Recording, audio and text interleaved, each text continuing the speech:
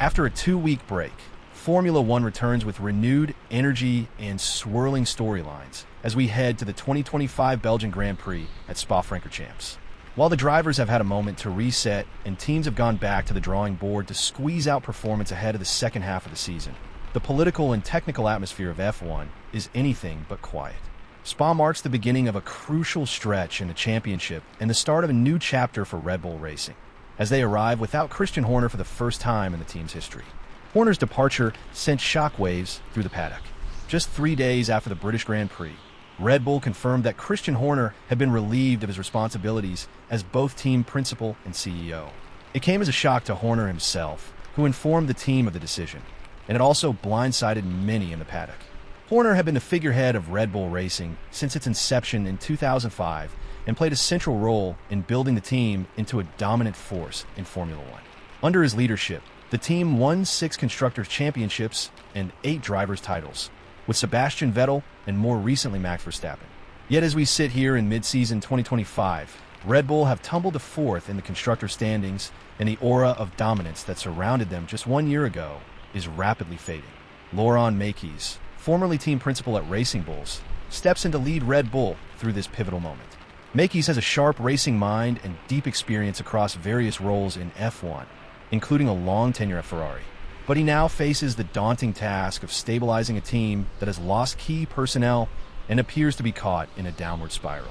Spa will be the first real test under his leadership, and everyone, from journalists to rival team bosses, will be eager to see how he addresses the media and how the team performs without Horner's leadership in the garage. Max Verstappen's situation, already under a microscope, becomes even more intriguing in the wake of this leadership change. The Dutchman has been the cornerstone of Red Bull's recent success, and when the team was on top in 2023, Verstappen repeatedly emphasized the importance of continuity, of keeping the key people together. Fast forward to now, it seems that ideal has unraveled. Several top figures have exited the team over the last 18 months, and with Horner now gone, questions surrounding Verstappen's long-term future are intensifying. Verstappen is under contract with Red Bull until the end of 2028, but modern F1 contracts are rarely airtight. There are performance clauses, opt-outs, and quiet discussions that happen long before anything is made public. Speculation linking him to Mercedes has continued to build, fueled not just by paddock whispers, but by curious real-world coincidences.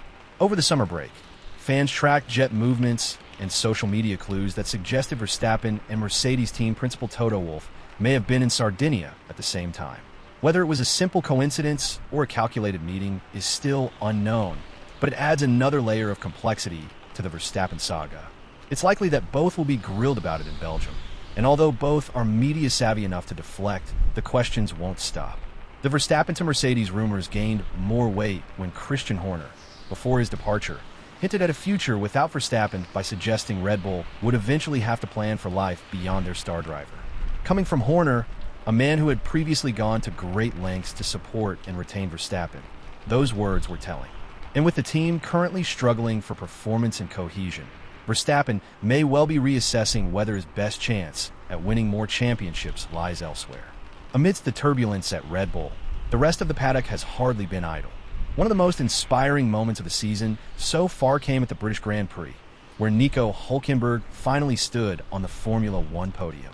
After 239 starts without a top 3 finish, the German veteran delivered a stunning drive for Sauber to take 3rd place at Silverstone. For Hulkenberg, it was the culmination of years of persistence, consistency, and resilience.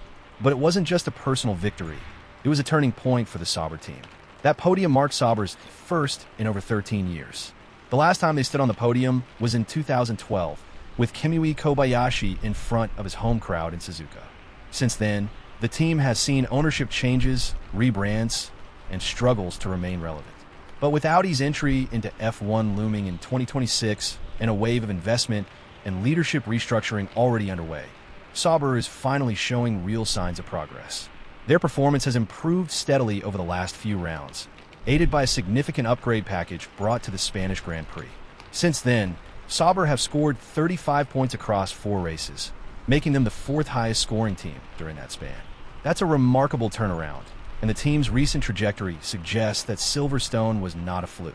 The question now is whether they can keep the momentum going at Spa, a track that places a high premium on aerodynamic efficiency and driver confidence. Sauber's car appears to be more versatile than in previous years, and with Hulkenberg performing at his peak, they could be in a fight again if rivals haven't made a bigger leap during the break. Speaking of rivals, Ferrari continues to quietly build momentum. Although they have yet to win a race in 2025, the Scuderia has been a consistent presence near the front of the grid. Since introducing upgrades at Imola, Ferrari have placed at least one car in the top 5 at every race. That level of consistency has helped them climb to second in the constructors' standings, a significant recovery after their disastrous double DNF in China. But there's more happening beneath the surface at Ferrari. The SF25 still has shortcomings, particularly in rear-end grip and handling predictability. Charles Leclerc and Lewis Hamilton have both struggled at times with the car's balance, especially in qualifying. To address this, Ferrari has been developing a revised rear suspension system that they hope will unlock more performance and improve drivability. The team used one of its permitted filming days last week at Mugello to test various new components, including what appear to be updated suspension elements. While filming days are not designed for full performance testing, they provide valuable opportunities to evaluate system behavior, aerodynamics, and driver feedback. If the parts trialed at Mugello prove effective, Ferrari could emerge from the break with a car more capable of challenging for wins in the second half of the season. Even if the gains are incremental, the positive trend is hard to ignore.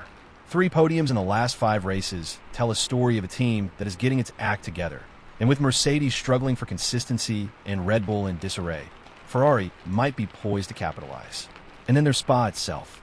Few circuits on the calendar evoke as much reverence as Spa Francorchamps. Nestled in the forests of the Ardennes, the 7-kilometer layout is one of the oldest and most iconic in motorsport. It is a true driver's circuit, combining long straights with high-speed corners and significant elevation changes. But Spa is also a technical challenge.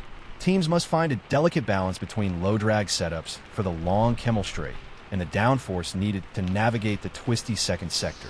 Add to that the often unpredictable weather, where it can rain on one part of the circuit while another is bone dry. And Spa becomes a venue where strategy, adaptability, and timing are just as important as raw speed. This year's Belgian Grand Prix will also feature a sprint race for only the second time at Spa. The last time a sprint format was used here, the weather played a significant role. The sprint was run in wet conditions, adding a layer of unpredictability and forcing teams to make reactive decisions. That experience should be fresh in everyone's mind as we head into the weekend. More track time means more action, but also more chances for mistakes, mechanical issues, or dramatic comebacks. With so many storylines converging, Red Bull's leadership change, Verstappen's future, Sauber's resurgence, Ferrari's upgrades, and a sprint race at one of the most unpredictable venues, this weekend has all the ingredients for a classic. As we approach the halfway mark of the season, there's a real sense that the balance of power in Formula One is beginning to shift. What once seemed like a 2-horse race between Red Bull and Mercedes now looks wide open. Teams like McLaren and Sauber are capitalizing on their development momentum. Ferrari is quietly working its way back to the front, and the Red Bull empire is facing its first true test of instability in years. For viewers and fans, this is the kind of season that reminds us why we love Formula One. It's not just about lap times or podiums. It's about evolution. It's about how teams respond to pressure, how drivers grow in adversity, and how quickly fortunes can change. Every race is a snapshot of something bigger unfolding, a constant battle between engineering brilliance, human willpower, and the unforgiving stopwatch. So as we return to racing at Spa Francorchamps, take it all in. Watch how Laurent Mekies manages his first weekend at the helm of Red Bull. Listen closely to what Verstappen and Wolff say, or do not say, about their rumored meeting. See if Sauber can carry their Silverstone magic into the mountains of Belgium. And pay attention to what Ferrari might be quietly building behind the scenes. The 2025 Belgian Grand Prix is more than just the next stop on the calendar. It could be the turning point in a season defined by disruption, determination, and the unexpected. And, as always in Formula One, those who adapt fastest rise fastest. Hello, McLaren faithful. Don't forget to like, comment, and subscribe so you never miss any McLaren and F1 updates with relaxing ASMR elements. Your support helps this incredible community grow stronger every day, and it's a small effort that goes a long way. Even if you can't contribute in other ways, It's completely free to subscribe, like, and turn on notifications to keep the conversation going and share our passion for McLaren and F1. Your support helps keep the community thriving. Thank you for being part of McLaren Faith.